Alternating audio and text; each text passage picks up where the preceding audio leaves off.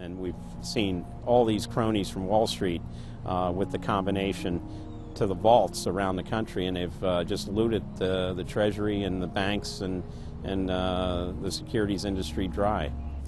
This is by probably an order of magnitude the biggest fraud in history. Over the next 10 months, $23.7 trillion was stolen from the U.S. Treasury. The gentleman from North Carolina, Mr. McHenry. Thank you, Mr. Chairman. And the tune of $23.7 trillion worth of taxpayer exposure for the bailouts is quite striking. The calculation right now is that with Obama, we've got $24 trillion as a line of credit available only to Wall Street banks, insurance companies, credit cards, mutual fund companies, and others, but only financial institutions. $24 trillion of money from the Federal Reserve, from the Federal Deposit Insurance Corporation, and from the Treasury in the form of the bailout of October 2008. The Federal Reserve, the private holding company for the offshore banks, arrogantly told Congress and the American people that it was none of their business what the private banks did with the people's money. One very interesting exchange. Senator Bernie Sanders of Vermont asking Bernanke, we have given upwards of $2 trillion to various financial institutions. You've got to tell me, where did the money go? And Bernanke simply stonewalls and says, I won't tell you. And who got the money? Hundreds and hundreds of banks. Any bank that has access to the U.S. Federal Reserve's discount. You tell us who they are. No. Do you have to be a large, greedy, reckless financial institution to apply for these monies? There is no subsidy. There is no capital involved. There is no gift involved. It is a collateralized, short-term liquid loan that is both over-collateralized and is recourse to the company itself. We have never lost a penny doing it. And how can other institutions get those loans as well?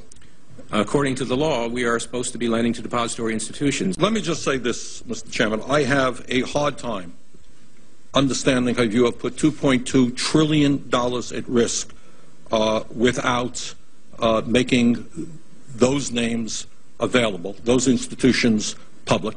And we're going to introduce legislation today, by the way, to demand that you do that. It is unacceptable to me that that goes on. Behind me, the Federal Reserve is probably the least transparent agency in the federal government. One could even argue that the Central Intelligence Agency is more transparent than the Federal Reserve. The fact is that the American people want to know more of the secrets of the temple, as the book was before you were born, The Secrets of the Temple. The Fed, as you know, is just a monopoly by the bankers. This is simply putting the foxes in charge of the henhouse. Personally, I'd be in favor of Congress just nationalizing the Fed and getting the bankers out of there. They're just stealing from the American people. Put it directly in the hands of Congress and let Congress decide, rather than this cabal of bankers deciding their own rates of profit at the expense of the American people. Since the Federal Reserve's creation in 1913, patriots have labored tirelessly to alert the American people to the true nature of the Federal Reserve. Throughout its 90-plus year history, most Americans falsely believed that the Federal Reserve was a government agency. But today, scientific opinion polls show that the vast majority of the public is aware of the fact that the Federal Reserve is a front company for an offshore private banking cartel that dominates not just the United States, but almost every other nation on Earth. It's never been written about in any book that I've found as to who gave these guys the authority or permission to be the international bankers for the world. Why would you even need international bankers? Why would any government agree to use them? Why would you need to use them? Why can't any country create its own money? It tells you there was already an existing superstructure, already in existence, maybe 200-300 years ago, to give these guys permission to somehow be the overlords of all money for all countries. Polls also reveal that 75% of Americans demand a public audit of the secretive organization. By the summer of 2009, Congressman Ron Paul's bill to audit the Fed had gained more than 280 sponsors in the House. But the private Fed's high-powered lobbyists were able to block a vote on the bill in the Senate. That only piqued the public's interest. I have another amendment. I have been informed that the majority plans to block consideration of this amendment, which is number 1367, regarding the transparency at the Federal Reserve. Madam President, I'd like to call up Amendment 1367. Without objection, the clerk will report. The Senator from South Carolina, Mr. DeMint, proposes amendment number 1367. Senator from Nebraska. I make a point of order against the DeMint amendment that it's legislation on appropriations. Madam President? The point of order is well taken. The amendment. I regret the objection. The amendment falls. The people began asking themselves, why couldn't there be an audit of the Federal Reserve? The Fed has never once been audited. In the whole period of time, in the almost 90-some-odd years that the Fed has been around, the most powerful agency and independent agency, it has never once been audited.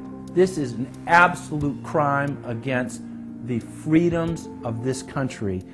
Do you think it would cause problems for the Fed or for the economy if that legislation was to pass? My concern about the legislation is that if the GAO is auditing not only the operational aspects of our programs and the details of the programs, but is making judgments about our policy decisions, that would effectively be a takeover of monetary policy by the Congress.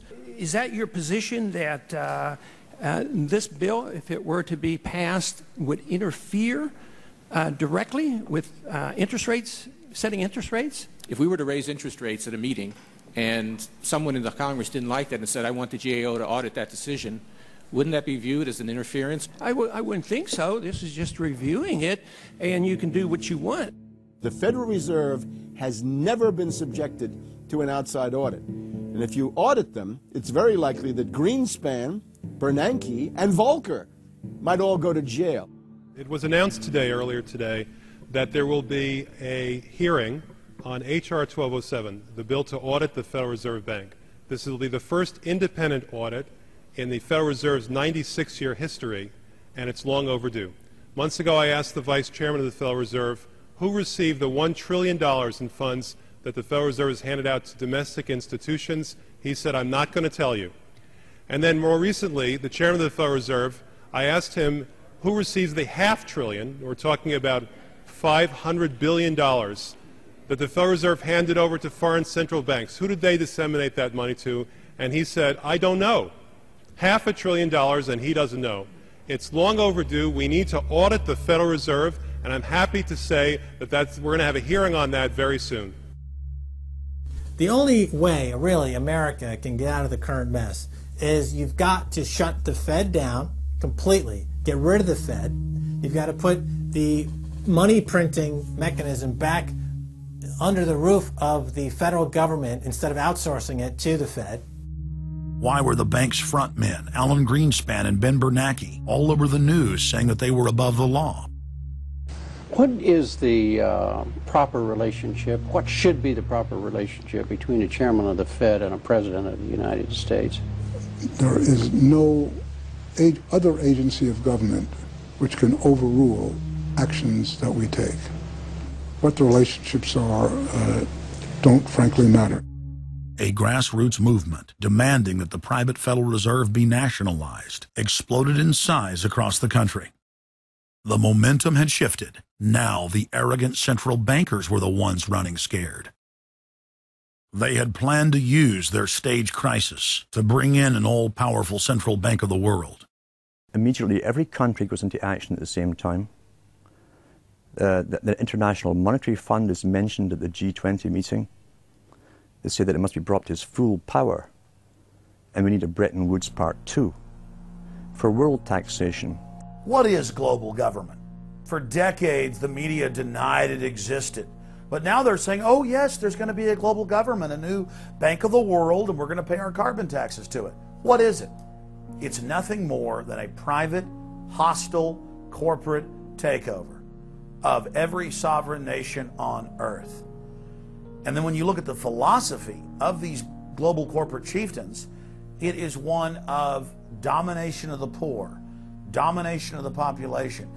It is a view that human life just isn't cheap. No, human life is a negative. And so no matter what they do, they have the rationale that it's in the greater interest to get rid of more human lives. They are so arrogant and they're so sure of themselves, they're saying, yes, we created the European Union, we created the Euro, and these are from the people of the Bilderberg. We are going to create a world bank. We're going to create a world government. They're saying it out loud and clearly. Suddenly, across the planet, their regional front banks had been identified by sovereign populations as the illegitimate shadow governments that they are.